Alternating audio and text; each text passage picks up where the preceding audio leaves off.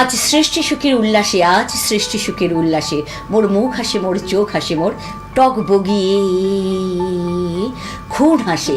আজ সৃষ্টি সুখের উল্লাসে, আজ সৃষ্টি সুখের উল্লাসে। সৃষ্টি দিয়েই তো সুখ আসে, আর সুখ থেকে আনন্দময় পরিবেশ সৃষ্টি হয়। সুপ্রভাতম, সালাম আলাইকুম, শাস্তি আকাল, শুভ দ্বীপ্রহর এবং আদাব, নমস্কার, শুভ মধ্যাহ্নে। আজকের কংক্রিটের শহর কলকাতাতে হাজির হয়েছেন সোনার বাংলাদেশ থেকে সবার হৃদয় যিনি বসবাস করেন, তাকে একটি শব্দে সবাই ডাকে মহানায়ক সিহাব রিফাত আলম। স দিয়ে সিহাব, স দিয়ে সুন্দরম, স দিয়ে সত্যম। আর তাই তিনি এত সুন্দরভাবে দুটি দেশ, শুধু বলবো না, আমি বলবো বিশ্বকে ঘিরে রাখেন, মমতায় ঘিরে রাখেন, ভালোবাসায় ঘিরে রাখেন, শ্রদ্ধায় ঘিরে রাখেন। এবং একাধারে সিহাব রিফাত আলম ভাই আমাদের রিনাউন্ডেড সোশ্যাল অ্যাক্টিভিস্ট, একাধারে তিনি কবি, কত ভিন্ন ভিন্ন রূপ সোনালী রোদের মতোই, একাধারে সাহিত্যিক, একাধারে সঙ্গীত শিল্পী, সুরকার, নাট্যকার এবং বহু প্রতিভার তিনি অগ্রণী দূত। এবং তিনি এইভাবে এগিয়ে নিয়ে চলেছেন পুরো সমাজটিকে, শুধুমাত্র সোনার বাংলাদেশ নয় বা ভারতবর্ষ নয়, অগন্তি ইয়াং জেনারেশনকে তার অনুকবিতা দিয়ে, অনুর থেকেও উনি আরেকটি নাম দিয়েছেন। আসুন সরাসরি তার সাথে আমরা পরিচয় করে নিই। সিহাব রিফাত আলম স্যার, আমি আপনার কাছে জানতে চাইবো, এই যে আপনার জোট বন্ধন, এই যে আপনার সেতু বন্ধন, এই যে আপনি কবিতাকে নিয়ে একটি নতুনভাবে কবিতার ব্র্যান্ড অ্যাম্বাসাডার করেছেন, দর্শনের ব্র্যান্ড অ্যাম্বাসাডার করেছেন, এবং কবিতা একটি শব্দে হতে পারে বা দুটি শব্দে হতে পারে, যদি এই বিষয়ে একটু আমাদের দর্শকদের বলেন। কবিতা হলো ঈশ্বর মাথায় ঢুকিয়ে দেয় আর আমরা সেটা বলি। আমার ধারণা ঈশ্বর অত বড় মাথায় ঢুকিয়ে দেয় না, 16 লাইন, 14 লাইন, 12 লাইন, 10 লাইন, এটাকে একটু টেনে আমরা 16 লাইন, 18 লাইন, 20 লাইন। এখন কবিতা, মানুষ, কবিরা মনে করতেছে যত বড় কবি হবে রেলগাড়ির মতো তত সুনাম, তারা ওটাকে টেনে টেনে টেনে 200 লাইনও করে। কিন্তু মানুষ তো 200 লাইন কবিতা শুনতে চায় না, পারে না। একটা অনুষ্ঠানে 20 জন কবি সাহিত্যিক থাকে, 200 লাইন করে একজন বললে তো টাইমই শেষ, অনেকগুলি পর্ব থাকে। তো এই জন্য আপনাদের এই হুগলির কি সুশান্ত দা পঞ্চমান কবিতা করেছে, আচ্ছা আচ্ছা, আমি অনুপ্রাণিত হলাম, কারণ আমি চাই ছোট কবিতা, অনুকবিতা 10 লাইন পর্যন্ত হয়। আমি তখন 2 লাইনের কবিতা সৃষ্টি করলাম, এক পলকের কাব্য। তিনি একজন আর্মির কর্নেলের ওয়াইফ, এই মুহূর্তে নামটা ভুলে গেছি, নামটা ভুলে আমার অভ্যাসে পড়ে, ভুলে যায়, মনে রাখতে পারি না। তো উনি বললেন মানে এক পলকের কবি, মানে চোখের পলকে যেটা পড়ে ফেলা যায় সেটাই পোয়েম। তারপরে চিন্তা করলাম আরো ছোট সম্ভব কিনা, দেখলাম হ্যাঁ সম্ভব, এক কথায় মানে এক লাইনে বুঝা যায়। আমার কাছে একটি উদাহরণ রয়েছে, এক পলকের কাব্য, compose by Sihab Rifat Alam sir, মহানায়ক। চোখে জল নেই, চোখে জল নেই, তবু তুমি ভিজে আছো আমারই কারণে, হ্যাঁ বলুন। যেমন আমি সাধারণত বড় কবিতা লিখি না, কিন্তু মানে বড় কবিতা লিখি না কেন, আমি জানি যেটা মানুষ পড়বেই না বা শুনতে চাচ্ছে না, আমি ভাবতেছি ওরা খুব খুশি হচ্ছে, আসলে ওরা কেউ খুশিও হচ্ছে না, আমি এমন কবিতা লিখবো কেন? মানুষকে যদি খুশি করতে না পারে এমন কবিতা আমার লেখাই উচিত নয়। আমরা আপনার কণ্ঠে একটি কবিতা শুনতে চাইবো। একদম, উনি একাধারে এলিকিউশনিস্ট, আর এই মুহূর্তে আপনাদের সঙ্গে রয়েছে বাচিক শিল্পী এবং অভিনেত্রী সর্বাণী চ্যাটার্জি। এবং সোনার বাংলা চ্যানেলে আমরা আজকে ভীষণভাবে আনন্দিত, এই আনন্দের সাগরে এসে আমাদের সঙ্গে রয়েছে। অবশ্যই সারপ্রাইজ রইল এই মুহূর্তে আপনার কবিতা। খররোদে খুলে রাখি খেয়ালি মেঘের খেয়ালিপনা, এক লাইনের। বাহ, ব্যাখ্যা একটু যদি বলেন তাহলে আমরা বুঝতে সুবিধা হবে। ব্যাখ্যা, এটা আসলে অনেক রকম ব্যাখ্যা আসলে। তাহলে আরেকটু, ছোঁয়ার অপেক্ষায় ছায়ারাও চুপচাপ বসে থাকে, মানে তোমাকে ছুবে বলে শুধু আমি নই, ছায়ারাও বসে থাকে। এটা এক লাইনের কবিতা। আর 2 লাইনের তো বললেন, আমার কিন্তু আসলে কবিতা মনে রাখা সম্ভব হয় না, আমি বই নিয়ে আসছি। না প্লিজ বলুন। যেমন বড় কবিতা যদি বলি, মানে বড় মানে কি 8 লাইন। না বলুন। দেবী, পথ হারায় না দেবী, হারাই আমি আর তুমি। দেবী চিৎকার করে বলে, তুমি কোথায় হারিয়ে গেলে? শব্দগুলো ইথারে ভেসে ভেসে মস্তিষ্কে ধাক্কা দেয়। আমি চিৎকার করে বলি, কাছে কিংবা দূরে রই, কিন্তু বিচ্যুত নই। সময়ের স্রোতে আবার আসিব ফিরে ইথারের পথ ধরে তোমারই পাশে। বাহ বাহ বাহ। অপূর্ব সুন্দর দুটি কবিতা শুনলাম। তিনি বিশ্বাস করেন ব্যবসা কেবল মুনাফার জন্য নয়, বরং সমাজ ও মানুষের জন্য। তিনি 2017 সালে ব্যবসায়ীদের অধিকার রক্ষা এবং সমাজে ব্যবসায়ীদের প্রতি অন্যায় রুখে দিতে জাগ্রত ব্যবসায়ী ও জনতা বাংলাদেশ নামে একটি অরাজনৈতিক সংগঠন সৃষ্টি করেন। যদি একটু বলেন, এবং তার উইংস কি কি আছে? আসলে আমি একজন মূলত ব্যবসায়ী। ব্যবসা শুরু থেকে আমার আল্লাহ আমাকে ফেভার করেছেন। আমার যখন বয়স 22 তখনই আমি গাড়ি কিনে ফেলেছি ঢাকার মধ্যে। তো ব্যবসা হিসেবে চলছিল। এর আগে কিন্তু আমি গান লিখতাম, সুর করতাম, সঙ্গীত পরিচালনা করতাম, কবিতা লিখতাম। তো ব্যবসার সময় 3 বেলা খেয়ে পরে থাকতে তো হবে, বউ বাচ্চাকে তো ভালো রাখতে হবে। চাকরি আমাকে দিয়ে হবে না, কারণ আমার হাতের লেখা খুব খারাপ। এমন না যে আমি ছাত্র খারাপ। আমি ঢাকা কলেজে তখন পড়তাম, তখন ঢাকা কলেজ বাংলাদেশের সবচেয়ে দামি কলেজ। ব্যবসায় লাখ ফেভার করে যাওয়ার পর 2017 সালে ট্রেড পলিটিক্সে বাংলাদেশ ইলেকট্রিক্যাল অ্যাসোসিয়েশনের সবচেয়ে বড় ট্রেডার্স অ্যাসোসিয়েশন, ওইটার আমি ডিরেক্টর হলাম, কোনো মতে জিতলাম। ওই সময়টা আমি যে কথাগুলি দিয়েছিলাম মানুষকে জয়ের আগে, মানে জেতবার আগে, আমি সবগুলি কথা রাখার চেষ্টা করেছি এবং অনেক জায়গায় সফল হয়েছি।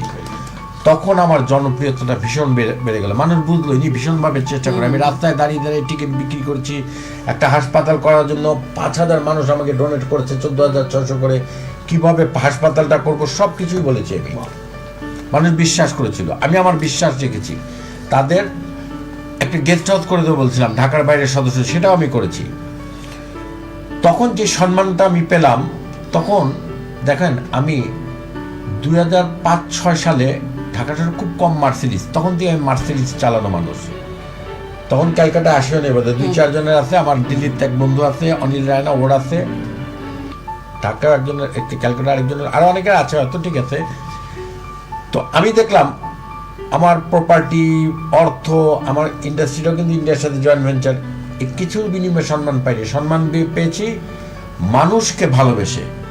মানুষ প্রকৃতি যেমন রিটার্ন দেয়, মানুষও কিন্তু ভালোবাসা রিটার্ন দিয়েছে। তখন আমার মনে হয়েছে, আপনাকে বলি, তখন আমার মনে হয়েছে এর চেয়ে বড় কোনো কাজ নেই। তখন আমি ব্যবসাটা আমি আমার বউ আর ছেলেদের হাতেই বেশি বুঝিয়ে দিলাম।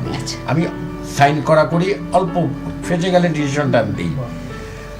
এই সম্মানটা ধরে রাখতে রাখতে আমার মনে হলো শুধু আমি ব্যবসায়ীদের জন্যই কাজ করব। আমি ততক্ষণে বুঝে ফেলেছি আমার ব্লাডে, মানে ডিএনএতে মানুষের জন্য কিছু আছে। তখন আমি জাগ্রত ব্লাড ডোনার্স ক্লাব করলাম সারা বাংলাদেশ ব্যাপী। তখন প্রতিদিন 100 ব্যাগের উপর রক্ত দিতাম। এই ফোন করতো, ওই ফোন করতো। এই যে নজরুল বাঙালি সাহেব কিন্তু ওই দিনও ফোন করেছে, আমি কিন্তু রক্ত এই জোগাড় করেছি, কিন্তু উনি আর শেষে ফোন ধরেন নাই। তা আমি ওই অ্যাড্রেসে আবার দিয়েছি। আপনার টোটাল কতগুলো উইংস রয়েছে নাম্বার? জাগ্রত সেবা, মানবিক সেবা কাজ করার জন্য। জাগ্রত পথ শিশু অফ বাংলাদেশ, যেটার এখন নতুন প্রেসিডেন্ট দিলাম নুসরাত জান কথাকে, সেক্রেটারি হলো NM মিঠু, তামান্নার হাজবেন্ড। আচ্ছা। জাগ্রত প্রবাসী জনতা, প্রবাসীদের যে সমস্যাগুলি বাংলাদেশে হয় তাদের ট্যাকেল করার জন্য, সমস্যাগুলি হয় তাদের পক্ষে আমরা আছি, এটা বোঝাবো প্রবাসী জনতা। জাগ্রত যুব জনতা, এটা গ্রামে যেমন একটা রাস্তা, অল্প একটু রাস্তা ভাঙা, রিক্সা পড়তেছে, বয়স্ক লোকগুলি হোঁচট খাচ্ছে, এই কাজটা সরকারও খেয়াল করতেছে না। এত বড় রাষ্ট্র, সরকার হয়তো জানেও না। এই কাজটা ওই এলাকার যুবকরা যে মাটিটা ভরাট করে ঠিক করে দিচ্ছে। কারো বাসায় হয়তো চালই নেই, সে চালটা নাই, এটা তো সরকার জানে না। ওই যুবকরাই হয়তো কোনো মতে খবর পেলেও সে যেভাবে টাকা ম্যানেজ করে দিল। সব টাকা যে আমার দিত এমন কোনো ব্যাপার না। এইভাবে আমি জাগ্রত সাহিত্য পরিষদ, যেটা এখন যেটা ফ্ল্যাশে আছে, জাগ্রত সাহিত্য পরিষদের কাজও আরো আগেই শুরু হয়েছে। আমাদের সাহিত্যটা কিন্তু আপনি খেয়াল করবেন, সর্বানিয়া আছেন, জয়দা আছেন, আমাদের সাহিত্যটা 60 দশকে যেভাবে প্রিন্ট হতো, আর 2025-26-26-এও কিন্তু এই একই প্রিন্ট হয়, কোনো ব্যতিক্রম হয়নি। শুধু 90-এর দশকে আসা 4 কালারে এসেছে, 90-এর পরে কোনো চেঞ্জ হয়নি। আমাদের বাংলাদেশ সাহিত্যের অনুষ্ঠানগুলি একটা ব্যানার লাগায়, পিছনে লাগায় কে কার নামের উপরে গেল এতেই ব্যস্ত। আমি প্রথম সাহিত্যের জগতে বিশাল এরিয়া আনলাম, যেটা স্পন্সর ছাড়া হয় না। কিন্তু আমাদের সাহিত্যের জগতে কোনো স্পন্সর নাই। ওইটা আমি আমার যেহেতু আমি একজন ব্যবসায়ী, সেটা আমার পক্ষে পারা উচিত, সেটুকু ডোনেট করা আমার নিজেরই উচিত। তা আমি আনলাম, এই কারণে আনলাম আজকে আমি করলে কালকে আরেকজন করবে, একেবারেই তাই। নাহলে তো কেউই করবে না। এবং আমি এই যে প্রিন্টিং এর ক্ষেত্রে এই যে মেটাল প্রিন্ট, আমাকে এই যে মেটাল প্রিন্ট, এই বইগুলি মেটাল প্রিন্টে করে আনলাম। তারপরে ম্যাগাজিন, ট্যাবলেট ম্যাগাজিন, এটা হলো আমাদের নায়ক শাকিল খান। এখানে হলো আরেকজন আমাদের জাগ্রত সেবার মানুষ, যিনি 35,000 তালের বিচি লাগিয়েছেন। কোথায়? পুরো বাগেরহাটে, একা হেঁটে হেঁটে। সাথে 2-4 জন থাকলে থাকলো, না থাকলে না থাকলো। সাহিত্য নিয়ে বা এইসব নিয়ে ভাবা যায় না, ভাবা যায় না। লাগিয়েছেন। ওই যে বজ্রপাতে মানুষ মরে, উনি তো মরেন না, গ্রামের মানুষ মরে। তারপর ইনি হলেন গিয়া ফজলুর রহমান বাবু। ইনি আপনাদের ক্যালকাটার, ইনি হলেন একজন নামকরা অভিনেতা এবং বাংলাদেশ এবং ক্যালকাটার সবাই চিনেন। ইনি হলেন একজন, ইনিও 2 বাংলার একজন শিল্প উদ্যোক্তা, গুপ্ত ইনফোটেক ইন্ডো বাংলাদেশ ইন্ডাস্ট্রির মালিক, নারী উদ্যোক্তা কি। আর এইখানে যিনি আছেন তিনি কিন্তু সর্বাণী চ্যাটার্জি, আমার প্রিয় একজন নায়িকা, শ্রাবন্তী চ্যাটার্জি। ইনি হলো আমার খুব প্রিয় একজন নায়িকা। আগে আমি যখনই ছবি ছাড়তাম ওনার ছবি দিতাম। অবশ্যই আমাদের প্রিয় অভিনেত্রী দেখেন, ইনি হলো সুনীল প্রামাণিক। আচ্ছা আচ্ছা। ইনি কিন্তু আরেকজন অসাধারণ মানবিক মানুষ। মানে এটা ভাবতেই পারবেন না, উনি কিন্তু ঢাকায় যে 27 রোজাটা পালন করিয়ে দিয়ে আসে। এবং উনি এই হার্টে যাদের ফুটা আছে, বাংলাদেশের শিশুদের যাদের, উনি নিজ খরচায় এবং এই ইন্ডিয়াতে এনে তাদের চিকিৎসা করেন। তো ইনি কিন্তু অসাধারণ মানুষ। আমরা কাদের নিয়ে কভার করি? এই জাতীয় মানুষগুলি নিয়ে কভার করি। আমি প্রথম, যেমন সাহিত্যে আমি প্রথম এই পৃথিবীতে কবিতার, আমার কবিতার জন্য আমি একজন ব্র্যান্ড অ্যাম্বাসাডর করলাম। তিনি চিত্রনায়িকা শানুর, যিনি এখন আমেরিকাতে আছেন। আর একটা কোথায় আপনার আরেকটা আছে, মানে সোনার বাংলা টেলিভিশন থেকে আমরা বুঝতে পারছি আমরা কিভাবে বিশ্বকে আপনি জুড়ে দিয়েছেন। আর আমার দর্শনের যিনি ব্র্যান্ড অ্যাম্বাসাডর, তিনি হলেন সর্বাণী চ্যাটার্জি। আমার গল্পের যিনি ব্র্যান্ড অ্যাম্বাসাডর, আমার গল্পকে ছড়িয়ে দেবে বিশ্বময়, তিনিও কিন্তু সর্বাণী চ্যাটার্জি। অসংখ্য ধন্যবাদ। এটা আমাদের বাংলার, আমার মনে হয় আমাদের কাছে অনেক অনেক গর্বের বিষয়। এবং বাংলা শুধু নয়, আমার মনে হয় বিশ্বের বুকে এটা প্রথম আপনি করেছেন ব্র্যান্ড অ্যাম্বাসাডর, যে কবিতাকে নিয়ে এরকম ভাবা যায়, সাহিত্যকে নিয়ে, গল্পকে নিয়ে ভাবা যায়, দর্শনকে নিয়ে ভাবা যায়। আমি তো একটা কথাই বলবো, বলো কি তোমার ক্ষতি দুর্বল মানুষ যদি পার হয় তোমাকে ধরে জীবনের অথই নদী। কত হাজার হাজার মানুষের স্বপ্ন সাকার হচ্ছে, স্বপ্ন তারা দেখছে এই মানুষগুলিকে দেখে, যে না, তারা আমাদের লক্ষ্যে পৌঁছে দেবে। আমরা আবার ফিরবো আমাদের সোনার বাংলাদেশের স্পেশাল গেস্ট আজকে এসছেন, তাকে অভ্যর্থনা জানাতে যিনি এসছেন আজকে আমাদের সিটি অফ জয়, সেটাই তার বসন অর্থাৎ বাসস্থান। আমরা পেয়ে গেছি renowned social activist, educationist Joydeep Bhattacharya মহাশয়কে। জয়দীপ, আজকের এই সোনার বাংলা থেকে আমাদের মহানায়ক এসছে। আমরা তো মহানায়ক বলতে বুঝি কি না, আমাদের উত্তম কুমার আমাদের চিরনায়ক, কিন্তু বাংলাদেশে প্রত্যেকের হৃদয়ে সিহাব রিফাত আলম ভাই বসবাস করেন। জয়দীপ, তোমার কেমন লাগে? তুমিও তো একজন রিনাউন্ডেড সমাজসেবক। আমি প্রথমে ধন্যবাদ জানাই শ্রাবণী ম্যাডামকে, সর্বাণী ম্যাডামকে। আমাদের মানে নামটা বড় না, ওনার কাজটা বড়, কেননা উনি যেভাবে অ্যাঙ্কারিং করে এবং অ্যাক্ট্রেস বলতে হবে। আর আমি তো অনার্ড যে আলম সাহেব আমার পাশে বসে আছেন, এটা আমার কাছে বিরাট একটা জীবনে একটা অ্যাচিভমেন্ট যে স্যার এসছেন আমাদের কাছে। এবং স্যার যে কথাগুলো বললেন, আমি ভাবতাম ওই মানে এই সোশ্যাল ওয়ার্কের ব্যাপারটা, স্যার যে কথাগুলো, আমার মনের কথাটা কিন্তু স্যার আপনি বললেন। কারণ পাগল বলে লোক আমাদের, পাগল বলে কেন, যে আমাদের ডিএনএ তে কিন্তু মানুষের জন্য কাজ করাটাই। স্যার আপনি কিন্তু মানে আমি আর কিছু বলার জায়গা রাখলেন না স্যার, কারণ আমিও সেই স্কুল লাইফ থেকে, আমরা অনেক ছোট থেকে মানুষের কাজ করে, আমি বাই প্রফেশন সিভিল ইঞ্জিনিয়ারিংয়ে আছি, বাট আমার বিজনেস আছে। কিন্তু এই যে মানুষের জন্য কাজ করা এবং গরিব মানুষগুলোর জন্য এর একটা যে আশীর্বাদ, মানুষের আনন্দ, এটা কিন্তু কোনোভাবে করা যাবে না। আর মানে সোশ্যাল ওয়ার্ক হচ্ছে স্যাক্রিফাইস লাইফ হতে হবে, নিজেকে স্যাক্রিফাইস করতে হবে, তবেই আপনি সোশ্যাল কাজ করতে পারবেন, এটা আমি মনে করি। এবং আমি স্যার ব্লাডের যে কাজ করেছেন, আমি স্যারকে জানাই যে আমরাও ক্যাশ বলে একটি সংস্থা আছে, যেখানে যে কোনো টাইমে লাইভ ব্লাড লাগলে আমরা সেই ব্লাড ডোনার পাঠিয়ে দেবো ফ্রি অফ কস্ট, বাহ। ফ্রি। এবং যে কোনো হসপিটালে মেডিকেলি কোনো রকম হেল্প হলে সেটা আমরা ভলেন্টিয়ারি সার্ভিস দেবো। এবং আমার নিজের সংস্থা আছে Vivekananda centre for social service আর প্রবন্ধ ভোকেশনাল ট্রেনিং ইনস্টিটিউট। আচ্ছা। হাজার হাজার ছেলে মেয়ে ওখানে মানে ফ্রি কাজে, মানে ফ্রি কাজে কোনো মূল্য নেই, এটা আমরা লাইভ দিয়ে শিখেছি, নমিনাল চার্জে আমরা ওখানে কম্পিউটার থেকে আরম্ভ করে ভোকেশনাল ট্রেনিং থেকে আমরা সব করছি 1999 থেকে। উই স্টার্টেড ইন 1999 এবং চলছে। গ্রামে আমরা অনেক কাজ করেছি, এখন তো আর গ্রাম নেই, এখন শহরের থেকে বেশি অ্যাডভান্স গ্রাম হয়ে Advance গেছে, হয়ে কিন্তু আমরা গ্রাম দেখেছি বাহ, বাহ। কিভাবে গ্রামে কাজ করা যায়। তা এই হচ্ছে চলছে। স্যার খালি মানে সাংসারিক, আমি খালি সাংসারিক না, এটাই ডিফারেন্স। তাছাড়া স্যারের কাছে আমার মানে এটা একটা না, একটা কমন ব্যাপার জয়দীপ, তুমি কি জানো, সেটা আমি সোনার বাংলা চ্যানেলের তরফ থেকে, উৎসারিত আলোর তরফ থেকে আমি বলতে চাইবো যে তোমাদের দুজনের একটা কমন হচ্ছে, both you are the messenger of almighty. Allah, খুদা, ভগবান, ঈশ্বর কার মধ্যে থাকে? আপনাদের হৃদয়ে থাকে। হৃদয়টা এতটা বড় যারা যে আমরা সাংসারিক না তাদের মধ্যে। একদমই আমরা আমাদের পরিবার থেকে বেরোতে পারি না, কিন্তু এই দুই মানে যে গেস্ট এসছেন সোনার বাংলাদেশ থেকে, তিনি ছড়িয়ে আছেন, তার পুরো বিশ্বটা একটা পরিবার। জয়দীপেরও তাই। আমি অবাক হয়ে যাচ্ছি জয়দীপ, যে কলকাতার বুকে যারা দর্শক দেখছেন আজকে সোনার বাংলা চ্যানেল থেকে, তারা কিন্তু অবশ্যই যোগাযোগ করবেন জয়দীপের সঙ্গে, এবং সোনার বাংলাদেশে যোগাযোগ করবেন আমাদের সিহাব আলম ভাইয়ের সাথে। সর্বদা আপনারা তাকে পাবেন, এটা কিন্তু অনেক বড় আমাদের কাছে পাওয়া।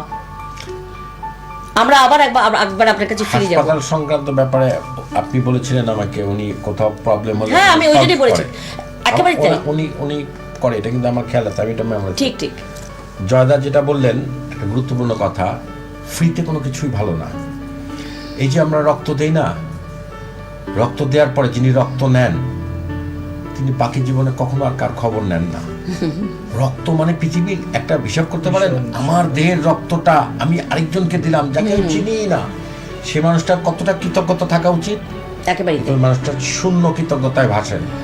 এটি হলো যারা রক্ত দেয় তাদের দুর্ভাগ্য, কিন্তু তারপরে তারা দেয়। কেন দেয় এটা আমি বলি, ওই যে ডিএনএ তে বললাম না, ওনার রক্ত লাগবে, নিজের টাকা খরচ করে নিজেই ছুটে যায়। Very true, very true, very true. আমার বাবাকে যিনি 74 সালে বা 76 সালে, 74 বা 76 যিনি রক্ত দিয়েছিলেন, আমি কিন্তু তাকে কোনোদিন ভুলি নাই। তার নাম খ্রিস্টান, তিনি খ্রিস্টান অগাস্টিন। আমি 2022 করোনার সময় যিনি মারা গেছেন, আগে পরে ওই সময়টাইতেই আমি কিন্তু মণিপুরি পাড়ায় থাকতেন, আমি সব সময় ওনাদের খবর রাখতাম। তাহলে আমি কেন খবর রেখেছিলাম 76, আমি বা কতটুকু ছিলাম, আর মানুষ কেন খবর রাখে না? আসলে আমরা ইট পাথরে পড়ে যাচ্ছি। একেবারে তাই, কংক্রিটের শহরের মতো আমরা হয়ে যাচ্ছি। আমার রক্তে বাঁচবে তুমি, তোমার রক্তে আমি। এই মানবতার শব্দগুলো যেন আমরা মনে জানি। সত্যি আমরা এইভাবেই জানি, একে অপরের মধ্যে মিশে থাকি।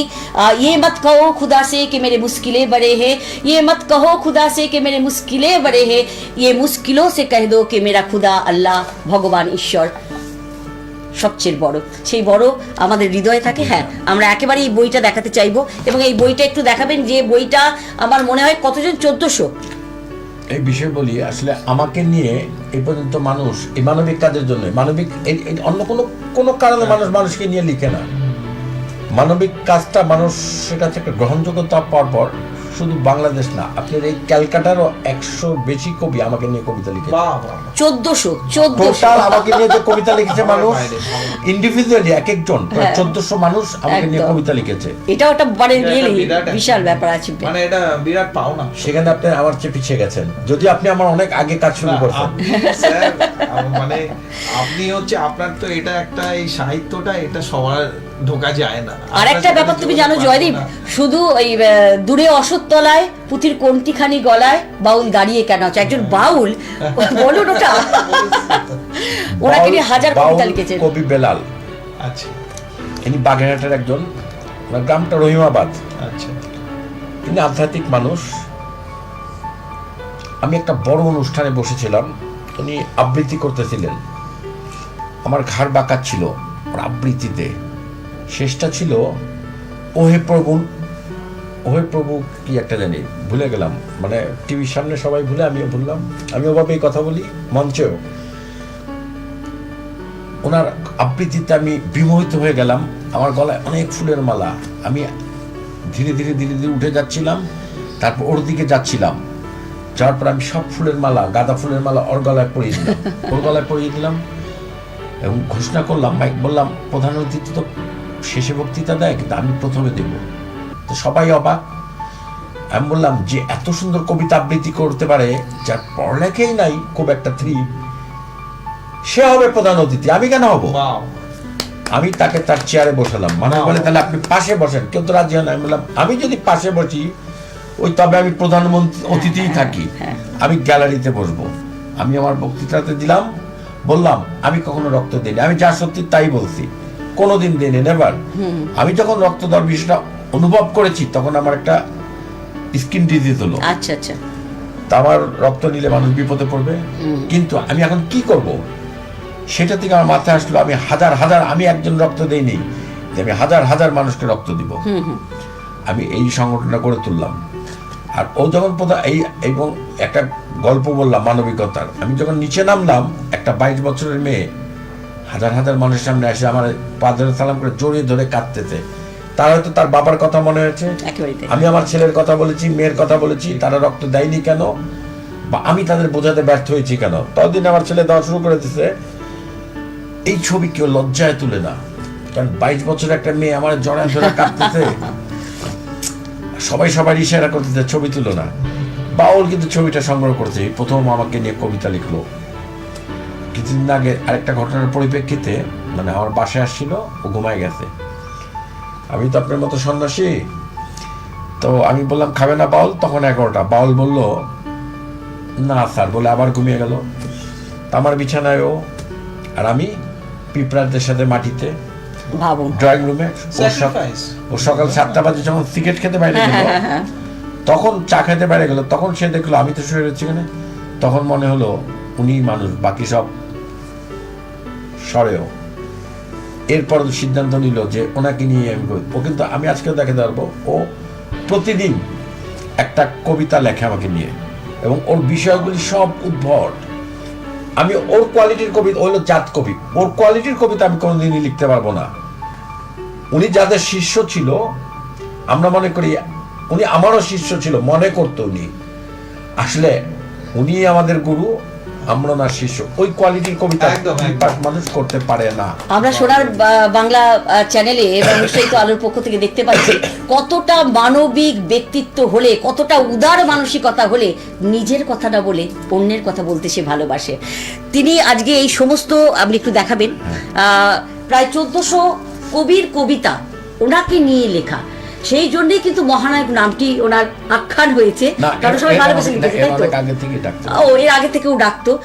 আমি কিন্তু এটা স্বীকার করতাম না, কারণ আমি মহানায়ক বলতে দুজনকে বুঝি, একজন উত্তম কুমার, আরেকজন হলো আমাদের বঙ্গবন্ধু শেখ মুজিবুর রহমান। ভাবা যায় 1400 কবিতা ওনাকে নিয়ে লিখেছেন কবিরা, 1000 কবিতা বাউল লিখেছেন। আর আজকের এই যে জোট বন্ধন, সেটাও কিন্তু ভালোবাসার, এক মন এক প্রাণ এক কলতান। আমরা সত্যি ভুলবো না। আরেকজনের কথা অবশ্যই বলবো, বাংলাদেশে আমরা আজকে জন্মদিন পালন করেছি, যদিও অনেকদিন আগে জন্মদিন ওনার হয়ে গেছে। না আপনার জন্মদিনটা আগে বলে নিই। সে প্রথম ওনার জন্মদিন বলা হয়েছিল যেখানে এলে পালন করা হবে, আজকে আমরা পাটুলিতে পালন করলাম। একগুচ্ছ অভিনেতা অভিনেত্রীর সঙ্গে, এখানে জয়দীপ ইনচার্জে ছিল যে উনি এলে ওনাকে সম্বর্ধনা করবেন, এবং তার সঙ্গে আমাদের বাংলাদেশের স্বনামধন্য আরেকজন কবি, সাহিত্যিক, ভাষাবিদ মোহাম্মদুল হাসান নিজামীর বার্থডে একই সাথে পালন করা হয়েছে আজকেই ওনার সঙ্গে, ওনার সামনে। এটাও অনেক বড় পাওয়া। আর নজরুল ভাই, আমি জানি আপনি দেখছেন, আমাদের আরেকজন প্রিয় কবি, সাহিত্যিক, সোশ্যাল অ্যাক্টিভিস্ট নজরুল ভাইও এইভাবেই আমাদের বন্ধন করেছে একসাথে। এবং নজরুল ভাই যে দেশকে নিয়ে ভালোবাসার জন্য যদি কেউ ভয়েস রেইজ করে থাকে প্রথম বাংলাদেশ থেকে, সেটাও কিন্তু আমাদের মহানায়ক সিহাব রিফাত আলম স্যার। সেই জন্য সত্যি আপনাদের সালাম, কুর্নিশ লাখ। আমাদের সময় প্রায় শেষ হয়ে চলে এসছে। আমি লাস্ট দুটো ওয়ার্ড আপনার কাছে শুনতে চাইবো। আপনার ভবিষ্যতে এগিয়ে নিয়ে যাওয়ার জাগ্রত গ্রুপকে নিয়ে আর কি পরিকল্পনা রয়েছে? আমি আসলে বৃহৎ পরিসরে ক্যালকাটাতে প্রতি বছর একটা প্রোগ্রাম করব। আপনি তো আমার প্রোগ্রামে গেছেন, দেখছেন, সাহিত্যের এত বড় প্রোগ্রাম কেউ পারে না, আমি করি। কারণ এটা অনেক, আমি কাউকে কিন্তু ডোনেশন নিই না। কেন নিই না জানেন? মানে কোনো বড় কোম্পানি ডোনেট করবে, এটা আমি খুব মানে একসেপ্ট ওইভাবে করি না। যেমন বিআরবি সবই থাকে, কারণ আমি সাহিত্যিকদের ছোট করতে চাই না। সামনের বছর থেকে কলকাতায় আমি একটা বড় প্রোগ্রাম করব, যেটা অ্যাঙ্করিং করবেন আপনি, দায়িত্বে আপনি, কারণ আপনি আমার ব্র্যান্ড অ্যাম্বাসেডার। এবং এটাতে গোল্ড মেডেল দেওয়া হবে। এই জন্য কারো কিছু দিতে হবে না। দেশ সেরা বাংলাদেশ, ভারত, নেপাল, শ্রীলঙ্কা, রাশিয়া এবং ভুটান থেকে সবাই আসবে। এত সুন্দর একটা সন্দেশ আমরা পেলাম। সন্দেশ মানে বার্তা, এবং সেই বার্তা বাতায়নে ভাসিয়ে দিলাম যাতে বিশ্বকে গিয়ে স্পর্শ করতে পারে। জয়দীপকে আমরা অসংখ্য ধন্যবাদ জ্ঞাপন করব। আজকে ওর বিজি শিডিউল থাকে, সেটাকে নিয়ে আজকে দীর্ঘক্ষণ অপেক্ষা করেছে এবং আমি কি শেষ কথাটা বলবো? হ্যাঁ, শেষ কথাটি আপনি বলুন। আমরা এখন যেমন একটা প্রতারণা করা হয় বাংলাদেশে গোল্ড মেডেল বলে, আসলে ওই যে 100 টাকা দামের মেডেল এরকম না বিষয়টা। আমি স্পেশালি তাইওয়ান থেকে করে আনবো। ওইটা নোবেলের যে গোল্ড মেডেলটা আছে ঠিক ওইটার মতো, কিন্তু ওর চেয়ে বড় হবে এবং ওইটাতে গোল্ড না, অন্য ডিজাইন, ওটাতে গোল্ড থাকবে। এবং এইটা আমরা দেশ বরেণ্য মানে শ্রেষ্ঠ ব্যক্তি, প্রত্যেকটা 30টা সেক্টরের শ্রেষ্ঠ ব্যক্তিকে দেওয়া হবে। বাহ বাহ, অসংখ্য ধন্যবাদ। অবশ্যই আর একটা কথা বলতে হবে, যেটা মানবিকতার কথা বলা হলো, মনে রাখতে হয় জয়দীপকেও আমরা পেয়েছি আমাদের। আপনি এর পরবর্তী সময় দেখা হবে রিনাউন্ডেড ডিজাইনার আদ্দেইয়ের সঙ্গে সেতুবন্ধনে। তো পরবর্তী সময় আমাদের ডিজাইনার আদ্দেইও থাকবে আমাদের সঙ্গে। লাস্টে একটি লাইন, থাকবো না কো বদ্ধ ঘরে, দেখবো এবার জগৎটাকে কেমন করে ঘুরছে মানুষ যুগান্তরের ঘূর্ণি পাকে। দেশ হতে দেশান্তরে ছুটছে তারা কেমন করে, পাতাল ফেরে নামবো নিচে উঠবো আবার আকাশ ফুঁড়ে। বলবো, তোমার হৃদয়ে আটকে দিলাম প্রেমের সেফটি পিন, তুমি আমার অলিক স্মৃতি রূপকথার রঙিন দিন। বাহ বাহ বাহ বাহ, অসংখ্য ধন্যবাদ সোনার বাংলা চ্যানেলকে এবং সিয়াফ রিফাত আলম স্যার মহানায়ক বা সোনার বাংলাদেশ থেকে এসেছে, জয়দীপকে। আর আবার আসবো আমরা উষারি তলর তরফ থেকে সোনার বাংলা চ্যানেলের সঙ্গে সর্বাণী চ্যাটার্জি। সোনার বাংলা।